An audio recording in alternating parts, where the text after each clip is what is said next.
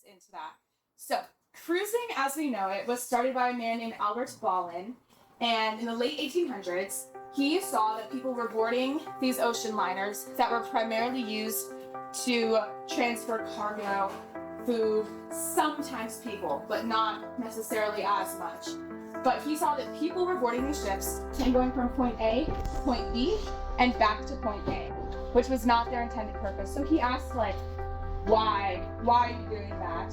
And they said they just loved being out on the open ocean. That was enough to draw them to have them board these ships, not necessarily meant for people, or at least for a luxurious, enjoyable experience on board. That was enough to get them to sail. So he really took this idea and like ran with it. He created the first cruise line that we know of, called the Hamburg America Line. And eventually Disney has a place here in 1998 when the Magic set sail. The idea of Disney Cruise Line had been percolating for a little bit there, but the Magic did set sail in 1998, soon followed by the Wonder. And then about a decade later, the Dream comes along, and our sister ship, the Fantasy. And now we have the Wish, recently sailing a couple months ago. Very exciting, sure. And recently announced the Treasure as well. So we're just growing and growing, and we'll have one more for the series of 3. So far we've just had 2 sister ships. We dipped our toes in cruising before the Magic as well. We had a partnership with this cruise line colloquially known as the Big Red Boat, where it was like a Disney cruise, where these Disney characters that we know and love, they were on the ship. People loved it. It was a great success. Paired with the fact that Disney knew they could do it better, so therefore we created our own. It was definitely acceptable enough. But when we had our own cruise line, we could control the food. We could control like the walls being painted whenever we wanted, you know, stuff like that, like keeping everything up to the Disney standard. Alrighty, so welcome to Remy. Looking at Disney storytelling throughout this, right? So clearly this is an adults-only space.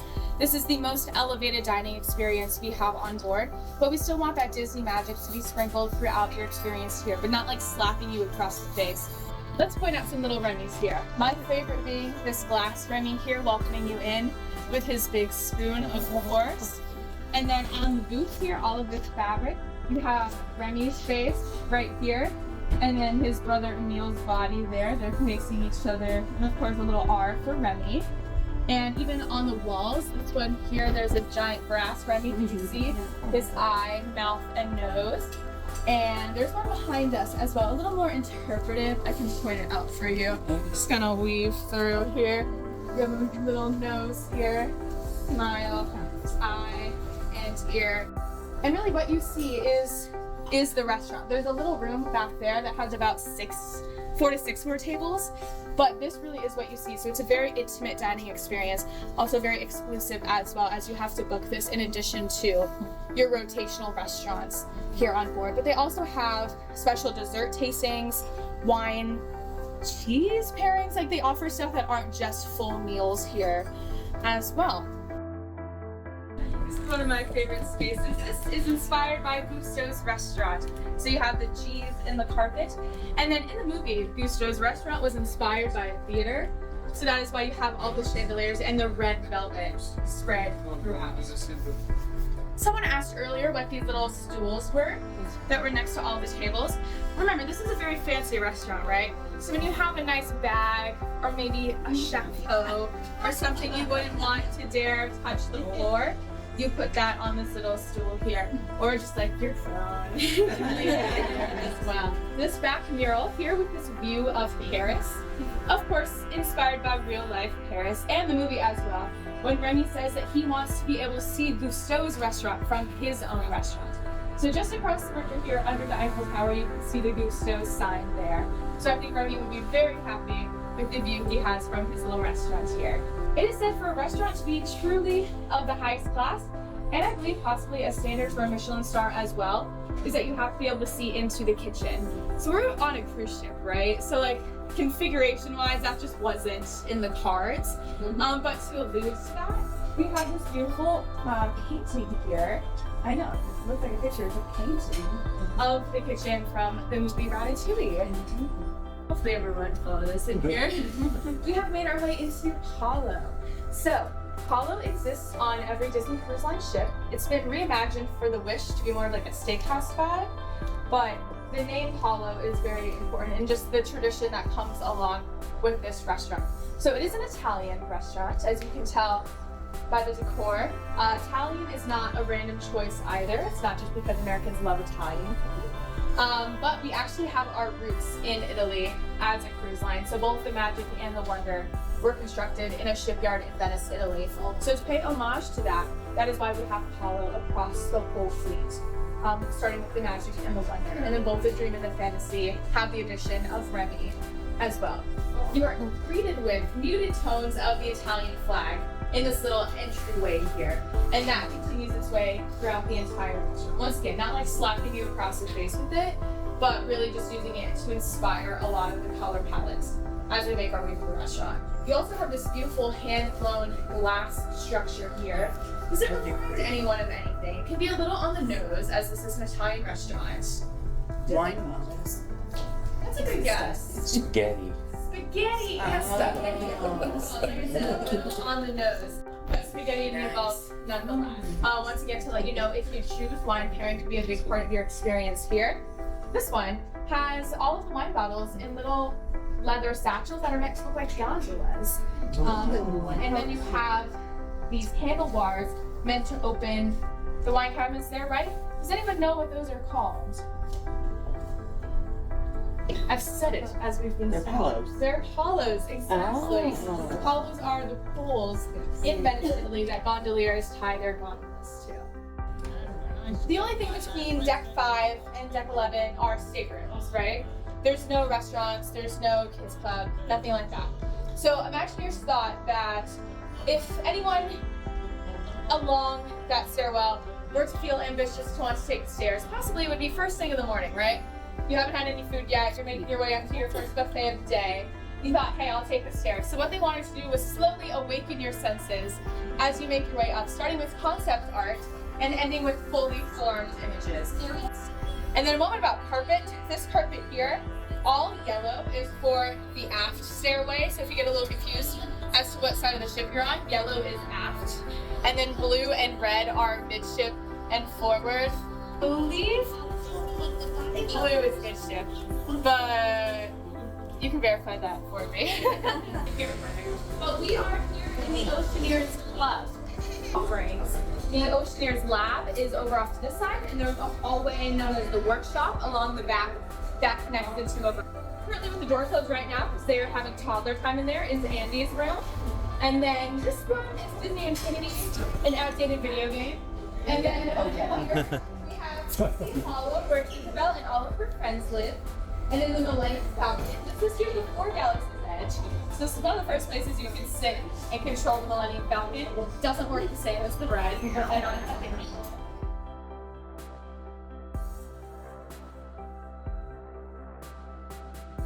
just admiring you behind walls. You've been learning so much about the history of the thing.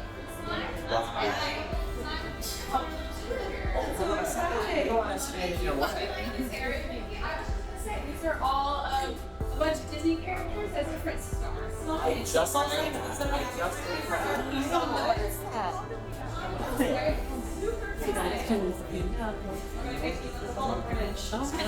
You're already see after all.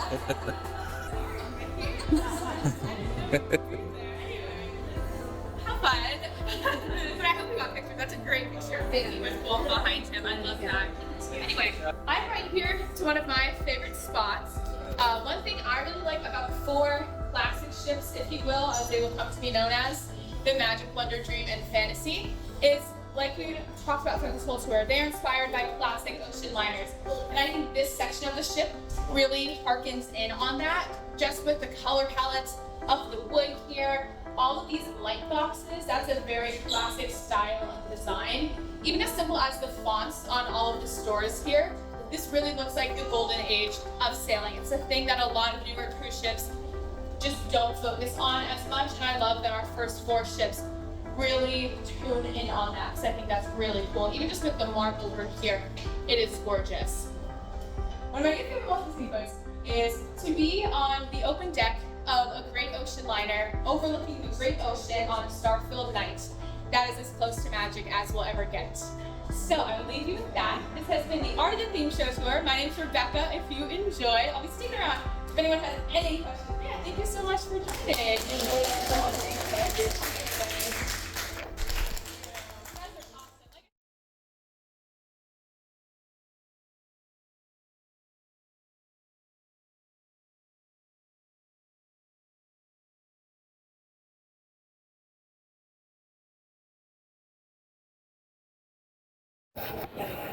Oh, welcome. Come closer. Gather round. Don't be afraid. I am the caretaker. You're all here to see the pumpkin tree, right? I mean, you do know what a pumpkin tree is, don't you? Why? This is a pumpkin tree. It is a very special kind of tree. You see, it blooms only one night of the year. On Halloween! But it isn't quite finished yet. It's still missing something. We need to wake it up. And to wake it up, we must create some perfect spooky atmosphere. The best way to do this is to tell a story. A ghost story!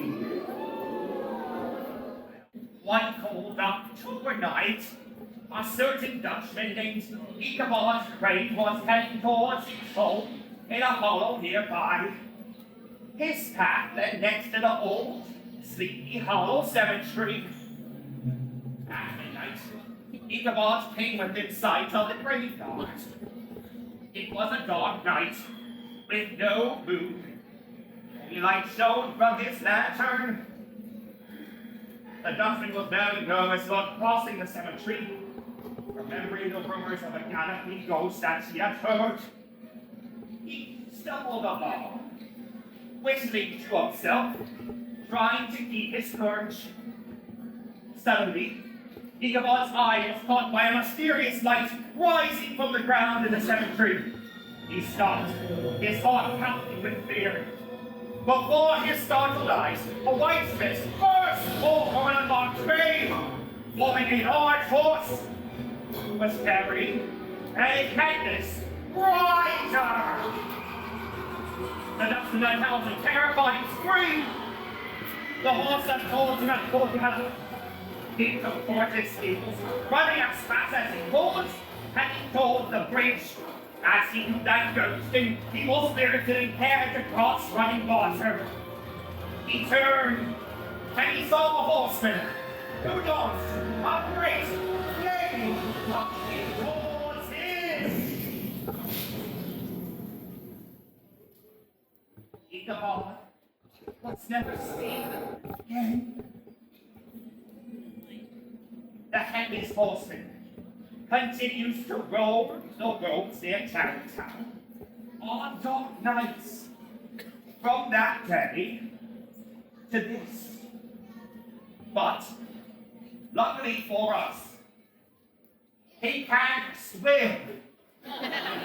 Or can he?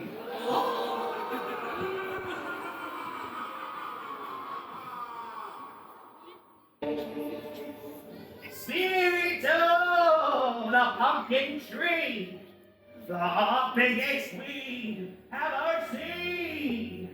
Wake up and talk to us. It's time for Halloween. I want you all to say, wake up. Listen now, wake up. Even I can't do it.